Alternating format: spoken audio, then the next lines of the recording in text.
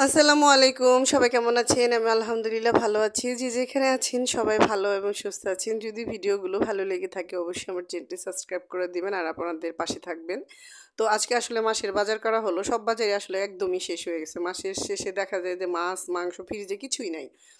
সবজি-টবজিও নাই। তো এবার আসলে প্রচুর পরিমাণে পর্যাপ্ত পরিমাণে দেখা যাচ্ছে যে সবজি এত সস্তা তা আসলে ৫ কেজি করেই সব নিয়ে আসা হইতেছে। আলু ৫ কেজি, দেখা গেছে টমেটো ৫ কেজি। তা আজকে আসলে ৬-৭ প্রকার মাছ নিয়ে আসা হইছে।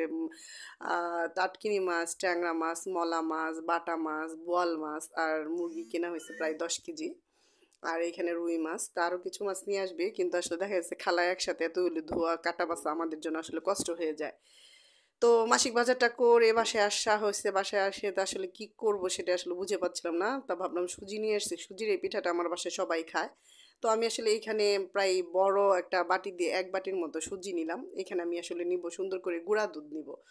চিনি দিব আগে, প্রথমত চিনি দিয়ে এটাকে ভালোভাবে মিক্সড করে নিব। নিয়ে একটু গুঁড়া দুধ দিব। গুঁড়া দুধটা আপনাদের পরিমাণ মতো। আমি আসলে ওই যে ৳২০ দামের যে প্যাকেটগুলো আছে এখানে আমি ২ প্যাকেট ব্যবহার করছি। যেহেতু ১ বাটি সুজি, আ এখানে মিনিমাম ২ কাপ সুজি হবে।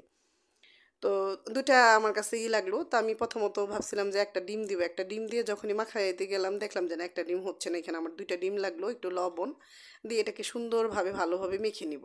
এখানে কোনো ধরনের ফুড কালার ব্যবহার করবেন না। অনেকেই দেখছি এই পিঠাটাতে, মানে সুজির এই পিঠাটাতে ফুড কালার ব্যবহার করে। আমার কাছে মনে হয় ফুড কালার ব্যবহার না করে বাসায় নিজেদের যে তেলে ভাজা কালারটা হয় সেটাই সুন্দর। তো আপনারা এখানে পানি কোনোভাবেই পানি ব্যবহার করবেন না, অপশনাল। আপনারা পানি চাইলে ব্যবহার করতে পারেন। আমি এখানে দুধ ব্যবহার করছি। যত আপনি দুধ দিবেন খেতেও খুব স্বাদ লাগে আর জিনিসটাও খুব ভাল লাগে। তো এখানে বেশিক্ষণ মেরিনেশন করে রাখতে পারিনি। আপনারা চাইলে ১ ঘন্টা ০.৫ ঘন্টা মেরিনেশন করে রাখতে পারেন। তো আমি ঝটপট করে ফেলছি, কারণ হলো বাচ্চারা খুব ক্ষুধার্ত, খেতে চাচ্ছে। তাই বিকালে এই নাস্তাটাই আসলে আমি প্রেফার করছি। দিয়ে হেলদি ২ টা ডিম দিছি, সুজি, দুধ।